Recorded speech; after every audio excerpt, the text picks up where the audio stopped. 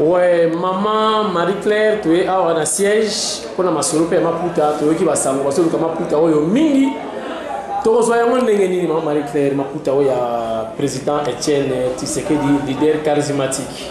To zo ngone ngeni Maputa oyo. Maputa to zo te kango awa na permanence na biso.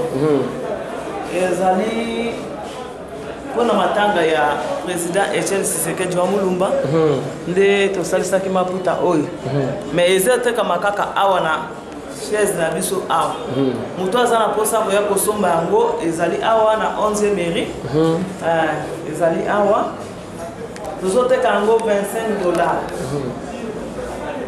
sko muto aza mosika o azana posa ya ilambo akoko tinda mutu numéro ya contact na biso akotina mutu awa na limité awa numéro ya la chaise awa numéro ya téléphone nangai ezali 081 86 885 soki 081 86 885 wana baluki mama Marie Claire bakozwanga na kote kama puto na bandeko mususu bazo banga koya awa na 11e mairie na siège parce que ba permanence ya IDPS ebele bazo banga nenge bazo mona bandeko na biso ba policier libanda ebele bazo banga mais so muto azo banga abengi kana numéro na toza prêt ya ko servir yeti atana ndako yango tungato tolo babu.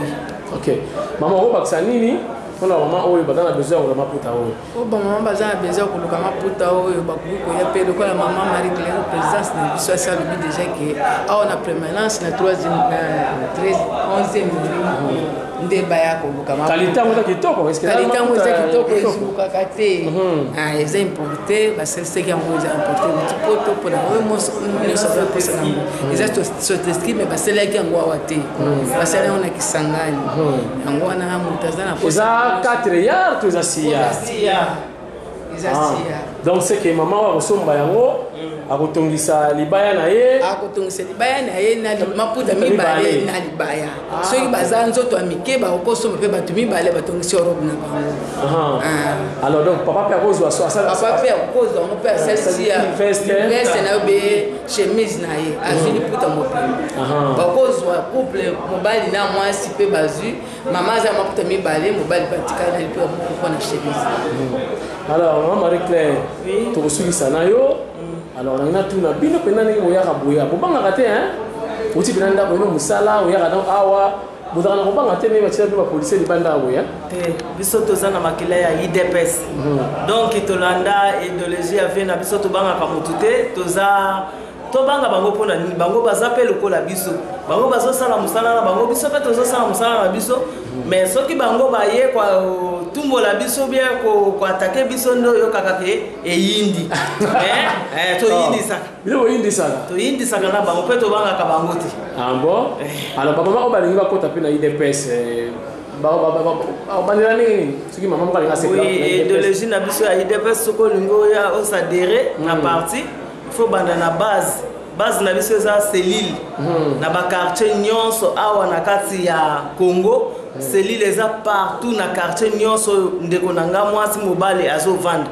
atuni bola sanga place cellule ya IDPS ezali soko ke na cellule ndeko nande bakoyamba yo ale balaxio parti IDPS eli ko sala eza nini IDPS eli ko loba nini kuna idéologie oui kuna ndoko ye ko na ndoko ye ba peke soki nazo kota na IDPS eza toye pona mbongo te biso to bundaka pona ekolo to bundaka pona génération ya bana na biso bakoko na biso pona bandeko na biso bakoyata mususu biso pe to koleka mais to bundaka pona mboka ke kimie kota na mboka population se trouver bana bakende classe malamu batu balia ba papa bazwa misala bafuta bango mais bon faire nini Marie Claire na éviter si vous avez un salaire toté mais na éviter na musique pouvoir té mbongo eza moi passe na parti opposition sacrifice za mingi siko ndenge yo yaka bana to moti pokwa on sera bana ndenge nini Marie Claire vous faire nini yebisa biso na to vivaka na ngolu ya nzambe mais loko na biso soko ye na IDPS faut na détermination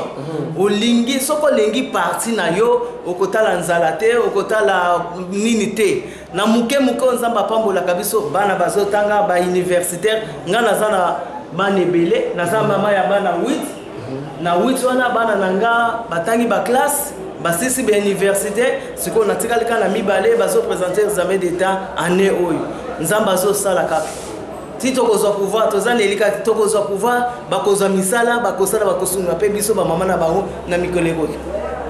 Merci maman Marie-Claire Natikio. Je souhaite une bonne chance et puis courage pour tenir le bon. Certainement il aussi là. Vous savez presque, vous avez la semaine bino. Merci beaucoup na batunyo so bazo langa biso. Merci beaucoup. C'est bon. Donc tu peux te filmer les poutres moi c'est comme alam ou penza la moni caché à IDP sawa donc le président effigie naé. OK. Donc Totiki Bino. Merci. Beaucoup ça va diaspora monter, va aller en France. C'est na bande nyonso ya ba combattant nyonso ya IDPS. To pesi bango mbote nyonso ba famille baza kuno ba yebi biso mbote belé. To pesi bande na biso nyonso bana ba pays étranger ba diaspora nyonso mbote bala ndaka idéologie ya papa. Biso nyonso bana biso pe lenge boza na komba. Soto bunite bana mso na pa bana bitumba jeune na ebi ya moti. Pa bana bitumba jeune. Biso nyonso na nzela. Ouais, on va passer la beauté dans la photo. Diaspora nyonso mbote akongo mobimba bakombata na biso nyonso babosa na biso te biso nyonso toza na lite. Merci beaucoup.